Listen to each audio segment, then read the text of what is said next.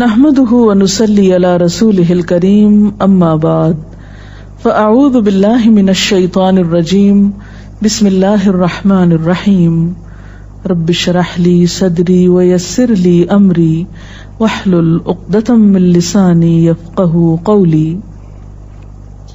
ہماری گفتگو کا موضوع ہے صبر و برداشت. دنیا کی زندگی میں کوئی انسان بھی رنج و غم، مصیبت و تکلیف، آفت و ناکامی اور نقصان سے بے خوف نہیں رہ سکتا. ہر انسان پر کسی نہ کسی وقت ایسی چیز آتی ہی ہے جو اسے ناگوار ہوتی ہے، جو اسے ناپسند ہوتی ہے، اور یوں بسا اوقات انسان کو ناپسندیدہ حالات میں ڈال کر اس کی آزمائش کی جاتی ہے. قرآن پاک میں اللہ تعالیٰ فرماتے ہیں وَنَبْلُوكُمْ بِالْخَيْرِ وَالشَّرِّ فِتْنَةً، ہم تمہیں اچھے برے حال میں مبتلا کر کے تمہاری آزمائش کریں گے. ایک اور جگہ پر فرمایا خَلَقَ الْمَوْتَ وَالْحَيَاةَ لِيَبْلُوَكُمْ أَيُّكُمْ أَحْسَنُ عَمَلًا، اس نے موت اور زندگی کو بنایا تاکہ وہ تمہارا امتحان لے کر دیکھے، تمہیں آزما کر دیکھے کہ تم میں اچھے کام کون کرتا ہے. اچھے وقت میں، اچھے حالات میں اچھا بننا، موافق ماحول میں، خوشگوار حالات میں، یہ مشکل نہیں ہوتا. لیکن اس وقت اچھا بن کے دکھانا جب انسان پر ایسے حالات آئیں جو اس کے لیے تکلیف اور پریشانی کا باعث ہوں، اس کی مرضی کے مطابق نہ ہو. ایسے میں ہی کسی انسان کا صحیح طور پر پتہ چلتا ہے کہ وہ دراصل کیسا انسان ہے. اب جب بھی کوئی مشکل آتی ہے یا مصیبت آتی ہے تو اس وقت انسان کے سامنے دو راستے ہوتے ہیں. ایک تو یہ کہ اس مشکل یا مصیبت کا صحیح طور پر مقابلہ کرے، اس میں مثبت رویہ اختیار کرے، صبر سے کام لے. اور دوسرا راستہ یہ کہ انسان اس پر چیخے چلائے، پریشان ہو، حواس کھو بیٹھے، مایوسی کا شکار ہو. اب ان دونوں راستوں کو دیکھ کر آپ خود فیصلہ کر سکتے ہیں کہ کون سا راستہ آپ کے حق میں زیادہ مفید ہو سکتا ہے. کسی بھی آنے والی مشکل یا آزمائش کو اگر انسان رب کا فیصلہ سمجھ کر قبول کر لیتا ہے تو اس صورت میں انسان کے اندر صبر آ جاتا ہے. اور اگر انسان مایوس ہوتا ہے، اس فیصلے کو قبول نہیں کرتا، اللہ سے ناراض ہوتا ہے، تو حاصل کچھ بھی نہیں ہوتا. اس اجر کو بھی چھوڑ بیٹھتا ہے جو صبر کی صورت میں اسے اس مصیبت پر مل سکتا تھا، اس سے بھی ہاتھ دھو بیٹھتا ہے، اور دوسری طرف مسئلہ حل بھی نہیں ہوتا. اس کے برعکس جو لوگ مصیبت پر صبر کرتے ہیں ان کے بارے میں قرآن پاک میں آتا ہے وَبَشِّرِ الصَّابِرِينَ الَّذِينَ إِذَا أَصَابَتْهُمْ مُصِيبَةٌ قَالُوا إِنَّا لِلَّهِ وَإِنَّا إِلَيْهِ رَاجِعُونَ أُولَئِكَ عَلَيْهِمْ صَلَوَاتٌ مِّن رَّبِّهِمْ وَرَحْمَةٌ وَأُولَئِكَ هُمُ الْمُهْتَدُونَ. اور خوشخبری ان لوگوں کو دیجیے جو مصیبت پر صبر کرتے ہیں اور کہتے ہیں کہ ہم اللہ کے ہیں اور اللہ ہی کی طرف ہمیں واپس جانا ہے. ان لوگوں پر ان کے رب کی طرف سے بڑی عنایات ہوں گی اور اس کی رحمت ہوگی، اور ایسے ہی لوگ راہ ہدایت پر ہوتے ہیں. گویا مصیبت کے وقت صبر کرنے والا اللہ تعالی کی خاص رحمت اور عنایت کا مستحق ہو جاتا ہے. یہاں ایک سوال یہ پیدا ہوتا ہے کہ اگر انسان اللہ تعالی کا محبوب ہے اور اللہ تعالیٰ اپنے بندوں سے پیار کرتا ہے تو پھر انہیں مشکل میں کیوں ڈالتا ہے، ان کا امتحان کیوں لیتا ہے؟ تو بات یہ ہے کہ دنیا میں بھی امتحان کے بغیر انسان کی اصل قدر و قیمت سامنے نہیں آتی. مثلا ایک ماں اپنے بچے سے پیار کرتی ہے لیکن اس کو اسکول بھیجتی ہے، جب امتحان کا وقت آتا ہے تو گھر نہیں بٹھا لیتی، امتحان کے لیے بھیجتی تیار کر کے. اور امتحان سے جب بچہ گزرتا ہے تو ہی وہ پہچانتا ہے کہ اب وہ کس قابل ہے. کامیابی امتحان کے بعد ہی آتی، بغیر امتحان کے تو کامیابی کا تصور ہی نہیں۔ اسی طرح ہم دیکھتے ہیں کہ دنیا کی تاریخ میں جس طرح کے بھی لوگ آئے، خواہ وہ نیک آئے یا بد آئے، اچھے یا برے، انبیاء اور صالحین تھے یا فاسقین و فجار تھے، آزمائشیں ہر ایک کی زندگی میں آئیں۔ اس دنیا میں سب کو امتحانوں سے گزرنا پڑا۔ ہاں، یہ فرق ضرور ہے کہ اللہ کے پیاروں نے اللہ کی طرف سے آئے ہوئے امتحان پر کبھی شکوہ نہیں کیا، بے صبری سے اور جلد بازی سے کام نہیں کیا، بلکہ اس کے برعکس صبر سے کام لیا۔ نبی صلی اللہ علیہ وسلم نے فرمایا کہ اذا احب اللہ قوما، جب اللہ کسی قوم سے، کسی گروہ سے محبت کرتا ہے، ابتلاہم، تو ان کو آزما لیتا ہے۔ گویا آزمائش اللہ کی طرف سے کسی ناراضگی کی علامت ہی نہیں، بلکہ بسا اوقات وہ اس کی محبت کی علامت ہوتی۔ پھر فرمایا کہ جو شخص اس پہ راضی ہو جاتا ہے اللہ اس کے لیے راضی ہو جاتا ہے، اور جو ناراض ہوتا ہے اللہ تعالیٰ اس سے ناراض ہو جاتا ہے۔ لیکن وہ لوگ جو کسی بھی دکھ، تکلیف اور آزمائش کے وقت صبر کرتے ہیں تو ان کے بارے میں خوشخبریاں بھی ہیں۔ ایک جگہ پر آتا ہے ان اللہ مع الصابرین، اللہ صبر کرنے والوں کے ساتھ ہے۔ وبشر الصابرین، صبر کرنے والوں کو بشارت دے دو۔ اور قیامت کے دن تو صبر کرنے والوں کا اجر بے پناہ ہے۔ حدیث میں آتا ہے قیامت کے روز دنیا میں عافیت سے رہنے والے جب آزمائش میں مبتلا لوگوں کے اجر کو دیکھیں گے، یعنی قیامت کے دن جو ان کو اجر ملے گا اس کو دیکھیں گے تو تمنا کریں گے کہ اے کاش دنیا میں ہماری جلد کینچیوں سے کاٹ دی جاتی اور ہم بھی صبر کرتے اور آج ہمیں بھی اتنا بڑا اجر ملتا۔ اور اس کے علاوہ جو بھی مصیبت، تکلیف، حتیٰ کہ کانٹا بھی چبھتا ہے بندہ مومن کو تو اللہ تعالیٰ اس کے بدلے میں بھی انسان کے گناہ معاف کرتا رہتا ہے۔ اس لیے کبھی بھی اس بات پر پریشان نہیں ہونا چاہیے کہ کوئی مصیبت جو آ گئی تو یہ شاید اللہ تعالیٰ کی ناراضگی ہی کا ذریعہ ہے۔ نہیں، اسی پریشانی میں آپ اللہ کی رضا کو بھی پا سکتے ہیں۔ نبی صلی اللہ علیہ وسلم نے فرمایا جس مسلمان کو کوئی قلبی اذیت، جسمانی تکلیف، بیماری، رنج، دکھ، غم، کچھ بھی جو پہنچتا ہے، حتیٰ کہ اگر اسے کانٹا بھی چبھ جاتا ہے اور وہ اس پہ صبر کرتا ہے تو اللہ تعالیٰ اس کے بدلے اس کے گناہوں کو معاف کر دیتا ہے۔ اس لیے تکلیف مانگنی تو نہیں چاہیے، عافیت کی دعا پسندیدہ ترین دعاؤں میں سے ہے، لیکن اگر تکلیف آ جائے تو اس پر واویلا نہیں کرنا چاہیے، اس کو اللہ کا فیصلہ سمجھ کر قبول کر لینا چاہیے اور اس وقت صبر سے کام لینا چاہیے۔ اب سوال یہ پیدا ہوتا ہے کہ صبر کیا کیسے جائے؟ تو اس کے لیے شعوری کوشش کی ضرورت ہوتی ہے۔ حدیث پاک میں آتا ہے من یتصبر یصبرہ اللہ، جو صبر کرے گا اس کو اللہ صبر دے دے گا۔ تو گویا سب سے پہلے نیت اور ارادے کی ضرورت ہے، اللہ کے فیصلے کو قبول کرنا، ایکسپٹ کر لینا کہ جو ہونا تھا ہو گیا، آپ اسے تبدیل نہیں اب کر سکتے۔ مثلا کوئی شخص فوت ہو گیا، آپ اس کو دنیا میں لا تو نہیں سکتے، اب کیا اللہ کے فیصلے کو قبول کر لیجئے اور اس طرح بہیو کیجئے کہ اللہ راضی ہو جائے کہ ہاں اس میرے بندے نے میری بات کو قبول کر لیا، اس کا برا نہیں مانا۔ پھر اسی طرح انسان اپنے رب کی طرف سے ملنے والی نعمتوں کو اس موقع پہ یاد کرے۔ جب ایک چیز جاتی ہے تو بہت سی ہمارے پاس بھی تو ہوتی ہیں، عموماً ہم اس کے پیچھے تو بہت روتے ہیں جو چلی جاتی ہے، اور جو نعمتیں ابھی ہمارے ہاتھ میں ہیں، ابھی ہمارے پاس ہیں، ان پر ہماری توجہ ہی نہیں جاتی۔ مثلا خدا نہ خاصہ بچوں میں سے اگر ایک فوت ہو گیا تو باقی تو ہیں، اگر خدا نہ خاصہ اولاد نہیں تو والدین تو ہیں، وہ نہیں بہن بھائی تو ہیں۔ صحت سلامتی عطا کی ہے، اگر انسان ان کا احساس کرتا رہے، ان کا ذکر کرتا رہے، ان کو تسلیم کرتا رہے تو انسان کے اندر صبر و رضا کی کیفیت پیدا ہوتی ہے۔ اور پھر اگر پھر بھی دل میں صبر نہ آئے تو ان لوگوں کے حالات پر نظر ڈالی جائے جو ہم سے زیادہ مصیبتوں کا شکار ہیں۔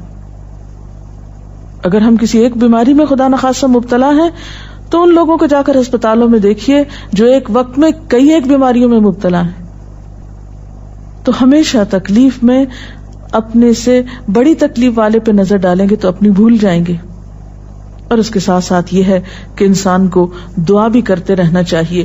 قرآن پاک میں بھی ایسی دعائیں ملتی ہیں جیسے ربنا افرغ علینا صبرا وتوفنا مسلمین، ربنا افرغ علینا صبرا وثبت اقدامنا. ان دعاؤں کو بھی پڑھنا چاہیے. تو اللہ کا ذکر، اس کی دی ہوئی نعمتوں کا شکر انسان کے لیے صبر کے معاملے کو آسان کر دیتا ہے.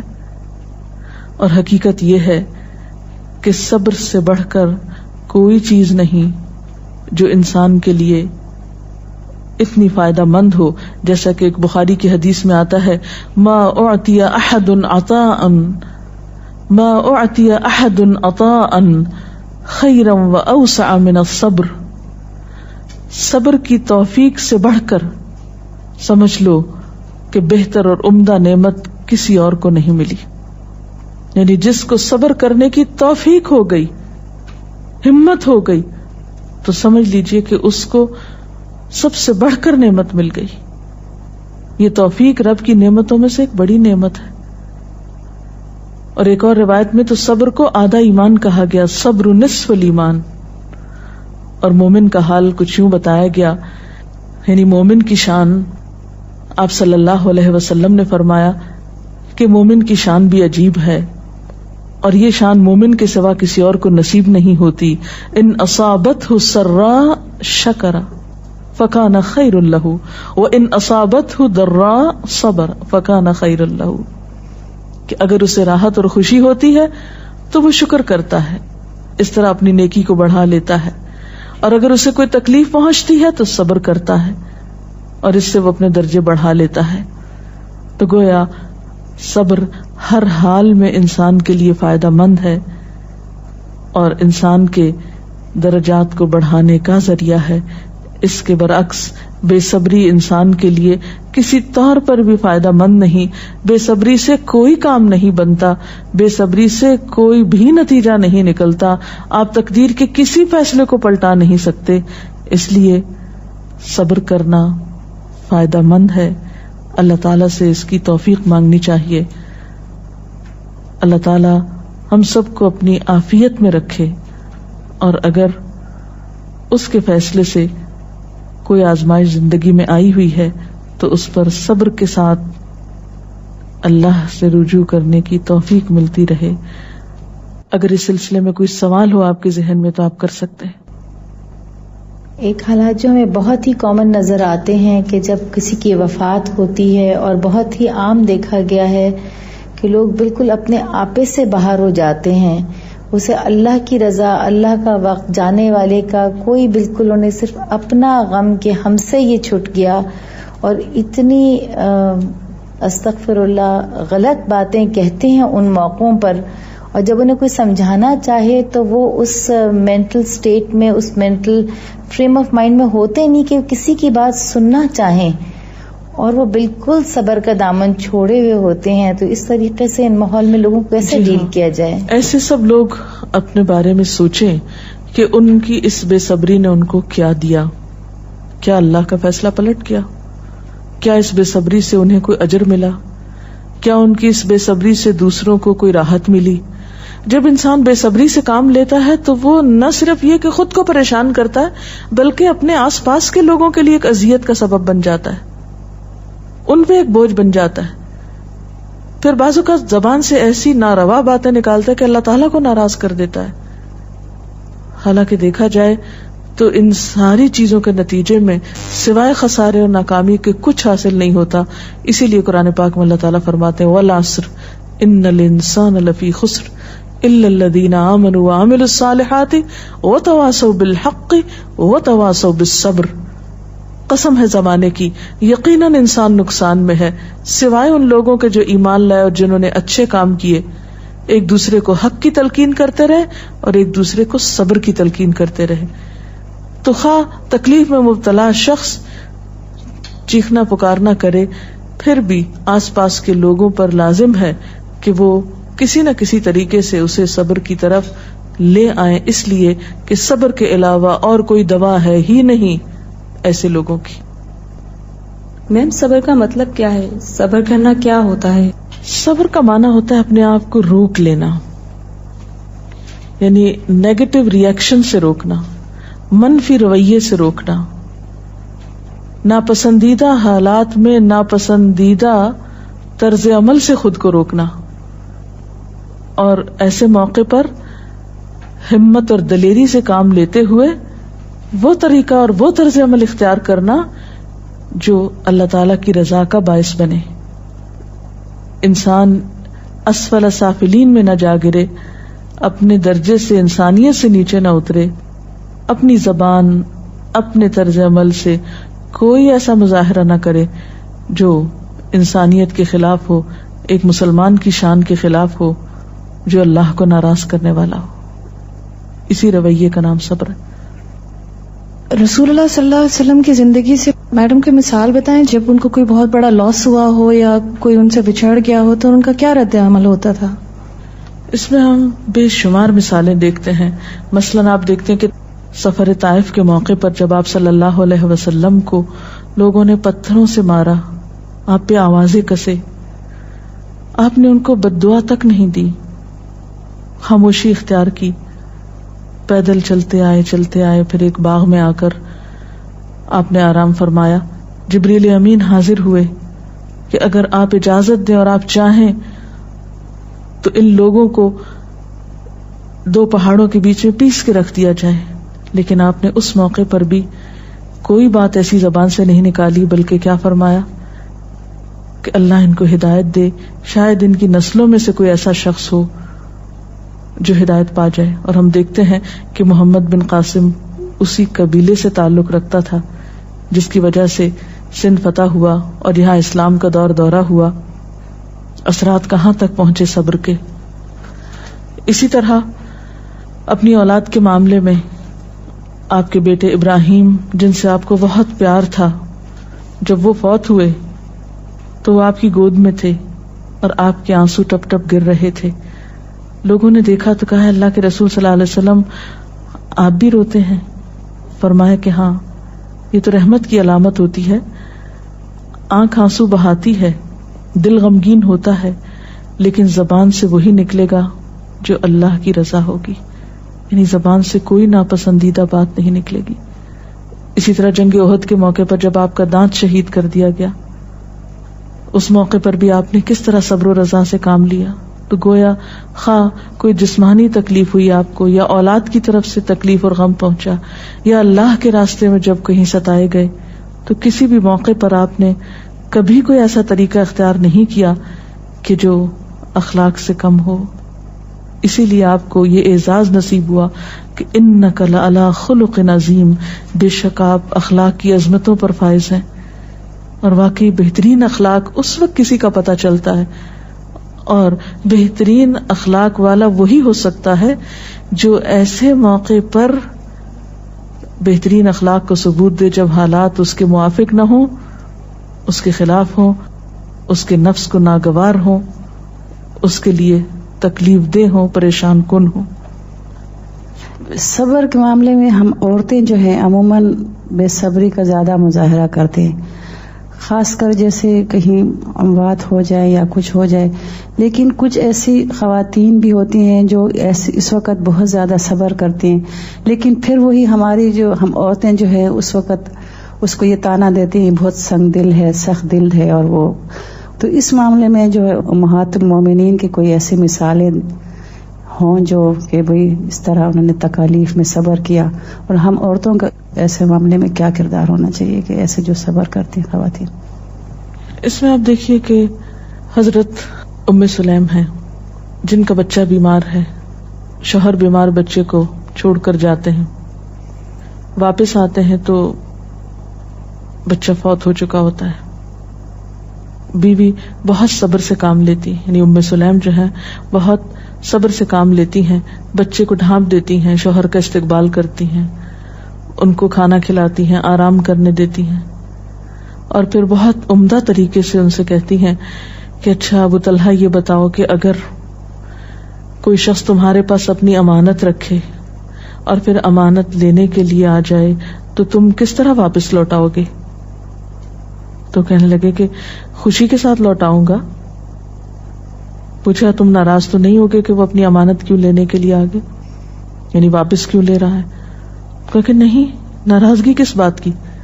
تو کہنے لگے کہ دیکھو تمہارا بچہ تمہارے پاس اللہ کی امانت تھا، تمہاری ملکیت نہیں تھا، اللہ کی طرف سے ایک نعمت ملی ہوئی تھی، اللہ تعالیٰ نے اس کو واپس لے لیا. یعنی کس قدر خوبصورت انداز میں وہ اپنے بچے کی وفات کی خبر اپنے ہی شوہر کو دیتی ہے. کوئی رونا دھونا نہیں، کوئی واویلا نہیں، کچھ بھی نہیں.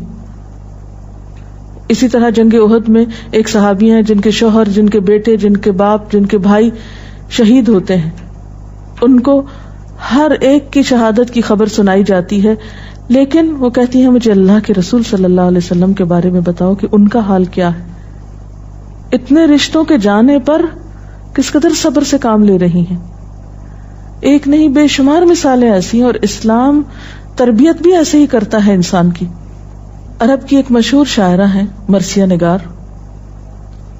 دور جاہلیت میں ان کا بھائی صخر فوت ہو گیا. بھائی سے بہت محبت تھی. اس کے فوت ہونے پر بہت دردناک مرثیہ لکھا. کہتی ہیں کہ این یجودا ولا تجمدا الا تبکیانی لصخر الندى، اے میری دونوں آنکھوں بس بہتی ہی رہو، کیا تم صخر بھائی کا نام تھا، صخر کے لیے روگ ہی نہیں جو بہت ہی سخی تھا، خود بھی روتی تھی اوروں کو بھی رلاتی تھی. اور اس کے ساتھ ہی یہ کہ سیاہ رنگ کی کہتے ہیں کہ اس نے چولی پہن رکھی تھی کہ مرتے دم تک نہیں اتاروں گی، یعنی ہر وقت ایک غم کا سمبل بنی ہوئی تھی.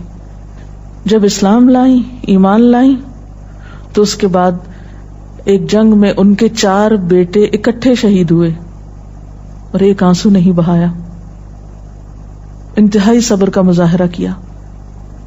وہ خاتون جو دور جاہلیت میں ایک بھائی کی وفات پر مسلسل روتی تھی، ایمان لانے کے بعد اس پر بھی صبر آ گیا اور اپنے بیٹوں کی شہادت پر اللہ کا شکر ادا کیا. اور صخر کے لیے پھر جب کبھی روتی تھی تو کہتی پہلے تو میں اس کی موت پہ روتی تھی، اب اس بات پہ روتی ہوں کہ وہ حالت کفر میں فوت ہو گیا، اس کی آخرت کا کیا ہوگا. تو جس شخص کو غم آخرت لگ جائے وہ دنیا کے غم بھول جایا کرتا ہے. اور یہ ایمان ہی ہے سچا ایمان جو انسانوں کو اندر باہر سے بدلتا ہے. اللہ تعالی ہمیں بھی بہترین مومن بنائے. سبحانک اللہم و بحمدک نشہد ان لا الہ الا انت نستغفرک و نتوب الیک.